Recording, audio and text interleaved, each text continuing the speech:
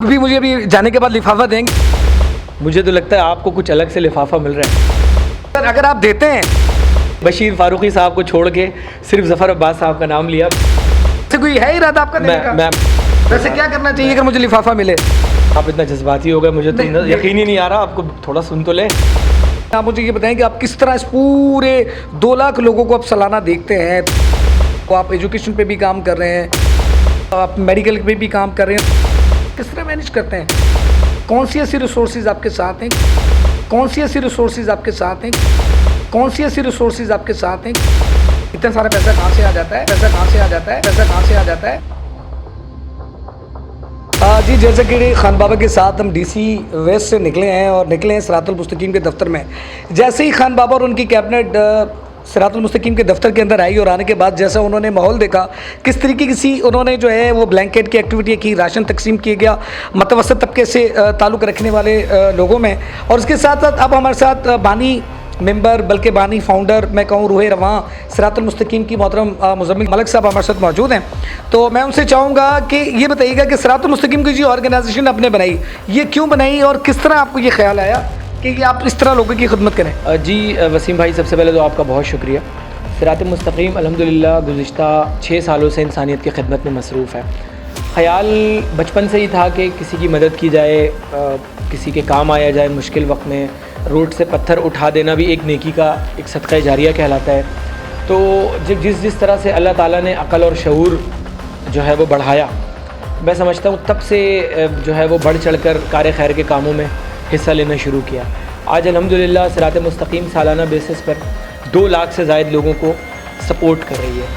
تعلیم, صحت, روزگار, فلاح عام, پانی کی بورنگ, منتھلی راشن, عید شاپنگ, مطلب کوئی ایسا سبجیکٹ اور کوئی ایک ایسا شعبہ نہیں ہے جس میں صراط مستقیم کام نہ کر رہی ہو. کیونکہ ایک عام آدمی کو جس جو ہے وہ طرز پر جو ہے وہ ضرورت ہے, ہر اس ضرورت کو پورا کرنا صراط مستقیم کا مشن ہے, ویژن ہے. آپ مجھے یہ بتائیں کہ آپ کس طرح اس پورے 2 لاکھ لوگوں کو آپ سالانہ دیکھتے ہیں, تو آپ ایجوکیشن پہ بھی کام کر رہے ہیں, آپ میڈیکل پہ بھی کام کر رہے ہیں اور جنرل فلاح بھی کر رہے ہیں, تو کس طرح مینیج کرتے ہیں؟ آپ کو کون سی ایسی ریسورسز آپ کے ساتھ ہیں؟ کون سی ایسی ریسورسز آپ کے ساتھ ہیں؟ کون سی ایسی ریسورسز آپ کے ساتھ ہیں؟ کہاں سے پیسہ آتا ہے؟ کہاں سے پیسہ آتا ہے؟ اتنا سارا پیسہ کہاں سے آ جاتا ہے؟ کیا آپ کوئی فیکٹری لگائی ہیں, سونے کے پہاڑ ہیں آپ کے پاس؟ بات یہ ہے کہ جہاں کرپشن نہیں ہوتا نا اور منصفانہ نظام تقسیم ہوتی ہے, وہاں پر کام آپ کو بڑھتا ہوا ہی نظر آتا ہے. اور جہاں یہ کانسیپٹ ہوتا ہے کہ جی مطلب ہمیں عوام پر لگانے کے بجائے خود پر لگانا ہے, تو پھر مطلب جتنی بھی دولت آپ کے پاس آ جائے, قارون کا خزانہ بھی اگر آپ کو مل جائے, تو ڈیلیورنس کچھ نہیں ہوتی. تو صراط مستقیم کا بس یہ ایک وتیرہ ہے کہ جو لوگ صراط مستقیم کو سپورٹ کرتے ہیں وہ مزید بڑھ چڑھ کر سپورٹ کرنے کا سبب ہی یہی ہے کہ دینے والوں کو اتنا اعتماد ہے کہ صراط مستقیم کو جو دیا جاتا ہے وہ لوگوں کی دہلیز تک پہنچتا ہے. سماجی خدمت کا جذبہ یہ ہے کہ پہاڑوں پہ جانا, موٹر سائیکل میں لوگوں کے گھروں تک پہنچنا, غریب فیملیز کو ویریفائی کرنا, پھر ان کی مدد کرنا. تو یہ کہنے سننے میں بڑا آسان سا لفظ ہے, اس کو کرنے کے لیے مطلب آپ کو ایک جنون ہونا چاہیے. آپ نے کس طرح اس کی اسٹیپ لیا صراط المستقیم کا؟ شروع کے اندر کتنے لوگ تھے, پھر کس طرح آپ نے پرپوزل کو ڈیزائن کیا, اور پھر کس طرح ڈونر آپ کے پاس آئے؟ ٹرانسپیرنسی جو سب سے امپورٹنٹ چیز ہے, اور وہ پروجیکٹ جس سے عوام کو بہت زیادہ جو ہے وہ ضرورت تھی, اس پروجیکٹ پہ کام کرنے کی وجہ سے ڈونرز کا اعتماد ملا. آپ نے کس پروجیکٹ پہ سب سے زیادہ کام کیا اور کس چیز کی اورنگی ٹاؤن میں ضرورت تھی اور کس طرح اس کو مینیج کیا؟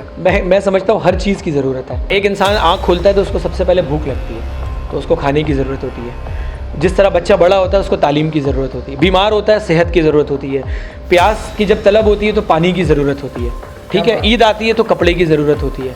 تو یہ جو ضرورت ہے نا یہ ختم نہیں ہو سکتی. ہم آہستہ آہستہ ہر ضرورت کو کمپلیٹ تو نہیں کر سکتے, آٹے میں نمک کے برابر ہمارا حصہ ہے, لیکن کم از کم اپنے حصے کی شمع ضرور جلا کر ہم نے رکھنی ہے. اچھا, میں مزمل سے وہ کہہ رہا ہوں کہ آپ نے یہ جو پرپوزل ڈیزائن کیا, یہ کس طرح آپ نے اس کو بنایا, کس طرح مینیج کیا؟ میں آپ کو بتاؤں, دیکھیں کچھ ڈیزائن کرنے کی ضرورت نہیں ہوتی, اس کے لیے جذبہ. ڈونر کیسے ہے آپ کے پاس؟ ڈونر کیسے ہے آپ کے پاس؟ ڈونر کیسے ہے آپ کے پاس؟ اس کے لیے کچھ ڈیزائن کرنے کی ضرورت نہیں ہے. آپ کے اندر پوٹینشیل ہونا چاہیے, انرجی ہونی چاہیے, ویژن کلیئر ہونا چاہیے. آپ کے پاس 50 روپے, اس 50 روپے سے مدد کا آغاز کریں. وہ 50 روپے آپ کو 5 لاکھ, 5 کروڑ, 5 ارب, 5 کھرب تک پہنچا سکتا ہے. اچھا سر, بہت سارے لوگوں نے اس سوشل اداروں کو آج کل بزنس आपकी विजन से देखते हैं तो आपकी क्या नीयत है? आप भी कोई NGOs के जरिए जाने के बाद कोई करोड़ों रुपए की, अरबों रुपए की फैक्ट्री लगाकर बाहर जो सेटल हो जाएंगे, या फिर खदमत का जज्बा रहेगा? देखिए, इंसान को ज़िंदगी में हर तरह का मौका मिलता है। NGO की जहाँ तक बात है, जो लोग बिज़नेस कर रहे हैं वो नज़र भी आ जाते हैं कि वो बिज़नेस कर रहे हैं, और जो लोग काम कर रहे होते हैं वो काम भी उनका कहीं ना कहीं नज़र आ जाता है। तो एवरीबडी इज़ नॉट इक्वल। जिस तरह 5 उंगली बराबर नहीं है, इसी तरह हर शोबे का, मुआशरे का हर शहरी भी बराबर नहीं है। मुज़म्मिल मलिक जो है, उनकी नज़र में सोशल का इदारा इस वक्त पूरे पाकिस्तान में कौन सा फ़ाल है? किसको पसंद करते हैं? किससे ज़्यादा इंस्पायर्ड होते हैं? मेरी जो मोटिवेशन है वो अब्दुल सत्तार रज़ी साहब हैं। उनसे बड़ा जो है वो समाजी वर्कर शायद अब तक तो नहीं मिला। उनके बाद आप किसको देखते हैं, किस पे पोटेंशियल है? कौन सा हमदर्द है कि जो कोरोना वबा हो, सैलाब ज़दगान हो, या एक्टिव नज़र आता है, या लोगों के लिए डायलिसिस सेंटर खुलता हुआ नज़र आता है, या एजुकेशन पे काम करता नज़र आता है, नौजवानों की स्कूलिंग की बात करता है, नौजवानों की बेरोज़गारी की बात करता है, अवामी अमन की बात करता है? कौन सा ऐसा आपको सोशल वर्कर नज़र आया है कि जो जी इस वक्त पाकिस्तान के अंदर वाकई काम कर रहा है? सारे सोशल इदारे बहुत अच्छा काम कर रहे हैं, ठीक है। आप सैलानी का काम देख लें, माशाल्लाह नज़र आता है। छिपा साहब का काम देख लें, नज़र आता है। ज़फ़र अब्बास साहब का काम देख लें, नज़र आता है। तो मतलब हर इदारा अपनी मदद, आप हो या अपने लोगों के एतमाद को जो है वो जोड़ कर कुछ ना कुछ तो कर रहे हैं। ज़फ़र अब्बास JDC के बारे में क्या समझते हैं? उनके काम को कैसे देखते हैं? मुझे तो लगता है आपको कुछ अलग से लिफाफा मिल रहा है, तभी आपने सैलानी के बशीर फारूकी साहब को छोड़ के सिर्फ ज़फ़र अब्बास साहब का नाम लिया। बहरहाल चलें, आप भी मुझे भी जाने के बाद लिफाफा देंगे तो यकीनन है ना? नहीं सर, अगर आप देते हैं तो फिर आप यकीनन कहते तो मुझे लगता है मुझे तो फिर आप भी कोई लिफाफा नहीं, मैं वैसे कोई है इरादा आपका देने का? मैं आपको वैसे क्या करना चाहिए अगर मुझे लिफाफा मिले? मैं आप इतना जज्बाती हो गए, मुझे तो यकीन ही नहीं आ रहा। आपको थोड़ा सुन तो ले। आप थोड़े से रॉन्ग वे में गए हैं। सैलानी साहब हो गए, छिपा साहब हो गए। मैं नौजवानों की आवाज़ के हवाले से मुताबिक देख रहा हूँ कि ज़फ़र अब्बास साहब सोशल मीडिया में इस समय सबसे ज़्यादा सरगर्म नजर आते हैं वर्किंग, उस लिहाज से मैंने अब आप बिल्कुल सही ट्रैक पे आए, और आप क्योंकि अब आपने वजाहत कर दी ना, अब मैं भी चाहूँगा कि आप भी अच्छे अच्छे ट्रैक पर जवाब देंगे, अच्छे बच्चों की तरह। जी, मैं बिल्कुल अच्छे बच्चों की तरह और अच्छे बच्चों को ही जवाब दूंगा। मैं यही कहूँगा कि देखें, ज़फ़र अब्बास साहब में जितना पोटेंशियल है ना, मैं समझता हूँ कि वो बहुत सारे नौजवानों के लिए और बहुत सारे इदारों के लिए एक मोटिवेशन है। तो ज़फ़र अब्बास साहब का ये क्रेडिट है कि उन्होंने न सिर्फ काम किया, बल्कि काम को कैसे करते हैं, डोनर्स को इंगेज कैसे करते हैं, चीज़ों को कैसे दिखाते हैं, कैसे बताते हैं, काम वक्त की ज़रूरत और उसकी अहमियत को कैसे लोगों तक जो है वो बावर करवाते हैं। उनका बहुत बड़ा क्रेडिट है कि लोग उनसे बहुत कुछ सीखते हैं। और हम भी अपनी भी बात करें, मतलब हम हर इदारे से बहुत कुछ सीखते हैं और उनसे भी हमने बहुत कुछ सीखा है। अच्छा, मुज़म्मिल मलिक क्या करता है? मुज़म्मिल मलिक का सोर्स ऑफ इनकम क्या है? मुज़म्मिल मलिक आने से पहले क्या काम करता था? मुज़म्मिल मलिक के फादर क्या काम करते हैं? मैं अल्हम्दुलिल्लाह हाफिज़ कुरान हूँ। मतलब मैं बहुत सारे दुकानों में जाकर पढ़ाता था। मतलब जिस तरह दुकान खुलती है तो हम पढ़ रहे होते हैं, तो उस वक्त तकरीबन मैं कोई बहुत सारी दुकानों में पढ़ा के और बच्चों को पढ़ा के मैं तकरीबन जिस वक्त लोगों की तनख्वाह थी 12,000 रुपये। एक मज़दूर जो सुबह उठता था और शाम 6 बजे अपना टिफ़िन लेकर आता था, लोग 12,000 कमाते थे, उस वक्त मैं 18,000 कमाता था। इस तरह जो हमारा इदारा है इसको डोनर सपोर्ट करते हैं, तो ये मेरा तो कुछ भी इसमें से नहीं है। ये अल्हम्दुलिल्लाह हमारा जो एक पूरा सिस्टम है, जो हमारे साथ डाउ क्लास 1985 जुड़ी हुई है, अल-मुस्तफ़ा चैरिटेबल ट्रस्ट USA वो हमारे साथ जुड़े हुए हैं। इसी तरह हमारे साथ जो है अल सैयद फाउंडेशन जुड़े हुए हैं। हज़ारों की तादाद में ऐसे हमारे भाई दोस्त हैं, मुखय्यर हजरात हैं, हमारे वॉलंटियर्स हैं जो 100 रुपये से लेकर लाखों रुपए तक कहीं ना कहीं इदारे को सपोर्ट करते हैं। और उन्हीं की बदौलत ये सारा डोनर की बदौलत, जी, डोनर्स के, लोगों के, रज़ाकारों की बदौलत ही। देखें, हर चीज़ वो एक है ना कि जिस चीज़ का कोई अमीर नहीं होता उसका शैतान अमीर होता है। तो इसी तरह ये जो इदारा है इसका किसी न किसी को तो एक सरबराह बनना होता है।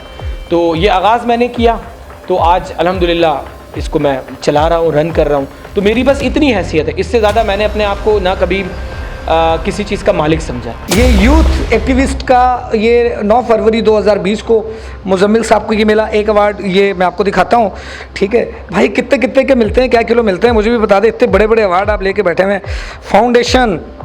और ये देखिएगा जी, ये एक अवार्ड इनको मिला। सर सॉरी, मैं माजरत से आपका डिस्प्ले बगैर इजाज़त छू लिया तो करें जो सर, मैं आपका दोस्त भी हूँ तो बिल्कुल बेतकल्लुफ़ाना अंदाज से। ये देखिए कितनी सारी चीज़ें जो है ना सिरातुल मुस्तकीम को मिली। अच्छा, एक और चीज़ देखें, ये बहुत बड़ी बात है कि आमिर लियाकत साहब मरहूम, वो उनके साथ बैठे हुए हैं। आमिर भाई, ये मुज़म्मिल भाई, ये बताइएगा कि आमिर भाई आपके पास आए भी, मैंने एक वीडियो में देखा, बल्कि बिरयानी भी पका रहे थे और डिस्ट्रीब्यूट भी कर रहे थे। क्या ऐसी वजूहत थी कि आमिर भाई इधर आए और आपसे इंस्पायर्ड हुए? आपको क्या लगता है मैंने कितना दिया होगा आमिर भाई को?